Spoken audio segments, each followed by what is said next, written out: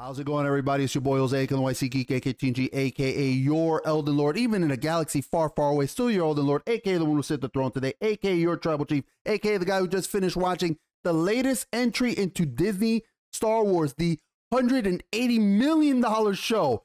8 episodes, $180 million total for this show, The Acolyte. I just finished watching both episodes because it was a 2-episode premiere, 30 minutes each, give or take a few minutes. And I'm going to give you guys my thoughts, okay? I have some notes. I legit took notes here. I sat down, I watched it, then I rewinded it a little bit, do a little bit more of a deeper thoughts and analysis of the show. Look, there have been reviews for this. There was a review earlier today by the Rolling Stone that said this Star Wars prequel series isn't a force to be reckoned with. And then we don't know if Disney told them, yo, hey, we're paying you. Don't you got to show for us. It took it down. It's back up. Deadline put a review. I'm going to try to be a little bit vague with it, but I got to be honest. I'll try to warn y'all when I get into more spoilery stuff. This is going to be a quick breakdown of my thoughts. Not a very long review. The first 2 episodes came out, right? For The Acolyte. I'll give it this. I'll say this. I don't think it's not as bad as Obi-Wan. It was not as bad as Obi-Wan, okay? I'll start with that because I still think that Obi-Wan is the worst thing that Disney Star Wars has put out. Hands down. That's a low bar though.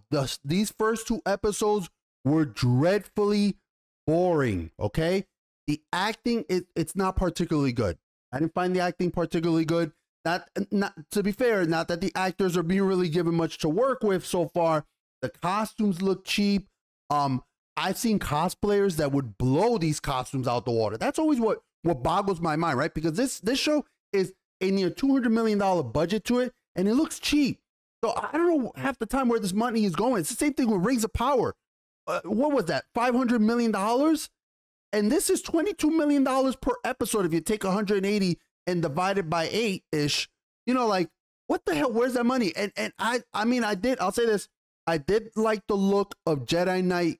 I believe his name is Yord, his Padawan. I liked it. She was the only character that I was like, oh, I like that look there. But everything else, the costumes look cheap. The acting, the action, what little there is horrendous. It is so far the worst part of this show to me. The choreography is bad. It's really bad. They are swinging like, so you've seen it in the trailer. There's a character called May, an assassin who is attacking Jedis, and the fights are just, there's some martial arts being done. It's not good. It is not good. It doesn't look well. Echo at times looked better, and Echo had some of the worst choreography I've seen in a while. Here's the thing, and here's a little bit of a spoiler. It's not too much because, again, this is also discussed in the trailer, but we're supposed to be drawn in by this whole kind of murder mystery. Who's this person attacking the Jedi? Who is this acolyte? And they reveal everything by episode 1. So what is the hook? What is supposed to pull me in? Okay. Am I supposed to care about May and finding out where her beef is with the Jedi? And again, this is getting now a little bit more spoilery, but should I care about this Wishbrand Darth Vader-like character at the end of episode 1? I'm not saying he's Darth Vader, but I'm just saying he had a voice modifier and all this. I just have no interest in any of the characters. You know, look, plot isn't everything, right? It's not. I still like Fallout a lot. There are some major flaws with that show, especially as I went back and started watching it. Like I said, the villain was terrible. The plot at times, you're like, what the hell's going on here? It's messing with the timeline. But I still like some of the, I still love some of the characters there, like Lucy and the Ghoul. But I have no interest in any of the characters here. Not a single one. Not even Jedi Master Soul, who is being played by, and I'm sure I'm going to butcher his name, and I apologize, by Lee Jung-jae, the actor from Squid Games. I love Squid Games, man. And that dude is a phenomenal actor. The scene with him and the old man with the marbles, woo, that shit brought me to tears. I'm not ashamed to say that. But I don't care about him in this show. I don't care about him. Everything feels shallow. And again, I don't know if it's because this is only episode 2, but by But by episode 2, it's 2 episodes. You got to make me care about somebody, right? Because it's an hour already. If this was a movie and I'm watching an hour straight and you haven't got me involved in any of the characters, why should I care? Why do I want to keep watching? Why do I care what the hell happens to them? What do I care about any of their developments? I don't get it. So, you know, I don't care about the main character. I don't care about her sister. You know, everybody just feels like Dollar General Jedi. You know, and May, again, still dealing with a little bit of the spoiler stuff, but May is the worst assassin I've ever seen in my life. What assassin? This woman continually announces her presence to the Jedi and takes the most ghetto pose I've seen. And she's attacking them with her bare hands, but she keeps trying to reach out for their lightsabers. Mind you, by the end of the first few minutes of episode 1, she can grab somebody's lightsaber right there. So I've seen people say, well, you know, she's trying to do it with her hands because that's part of her training. But why? I don't know. I don't know what the hell is going on. Nothing compels you to give a shit about May or her sister Osha. I think that's her sister name. And this is one of my biggest pet peeves, okay? Especially about Disney Star Wars. They have no idea how the Force works. They did it with Obi-Wan, and they're doing it again here. They did it with Osha. Like, Osha's trying to reach for something with the Force, and she's like, she can't use it. The Force is not a muscle that atrophies when you don't use it. It's the Force. You're tapping into it. It's why Obi-Wan in New Hope could still use the Jedi mind trick, or Yoda could lift up an X-Wing. You can either use it or you can't, right? So it's not something you just forget.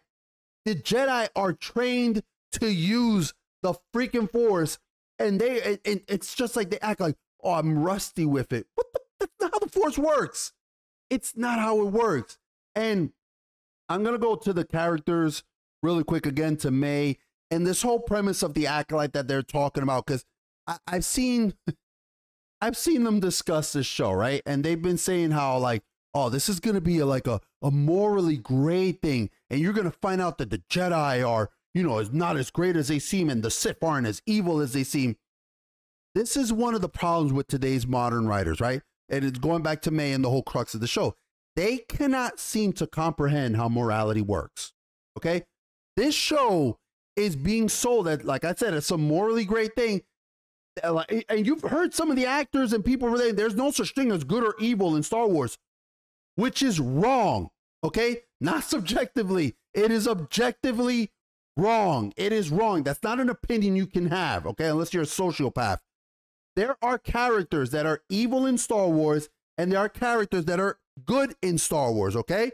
A character that kills unarmed children in a temple is a bad person. That is an evil act, okay? When Anakin kills the younglings in the prequels, he is a bad person. If you somehow think that he is not a bad person, you may need to fucking get yourself checked, okay? Because that makes him an evil person. And we're supposed to sympathize or somehow think that the Jedi are terrible because May wants them dead for reasons that haven't been revealed yet.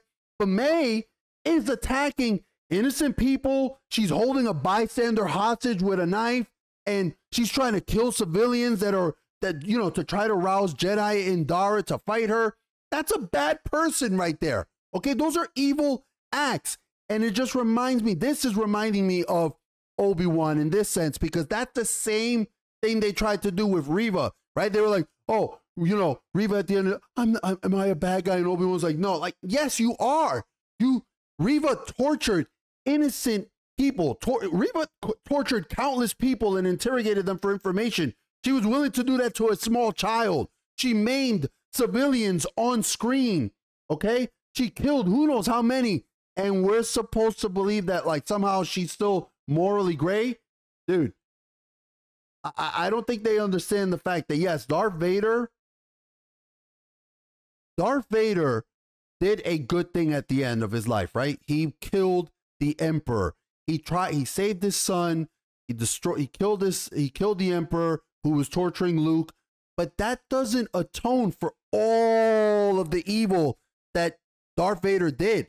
Just because he came back as a Force ghost doesn't mean he's, you know, that doesn't make him an angel. That just means he found balance in the Force to be able to become a Force ghost. It's like they have no idea how good and evil works because these writers have no grasp of morality themselves. So I don't know if I should give a shit about this show.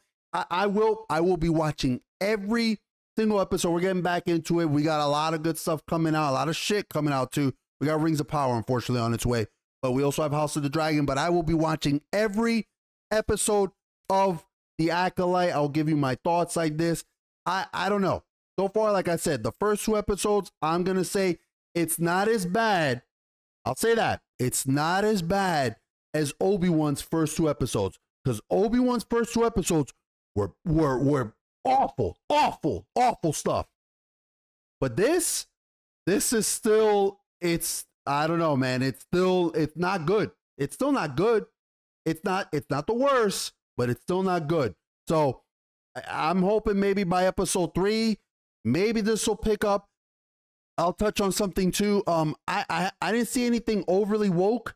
Maybe maybe it's late and I was like, well, I didn't really notice anything overly woke. I didn't notice anything. Okay. So if you did, you let me know. I'll go back. I'm going to go back and I'll see it. But again, I don't mind. Here's the thing.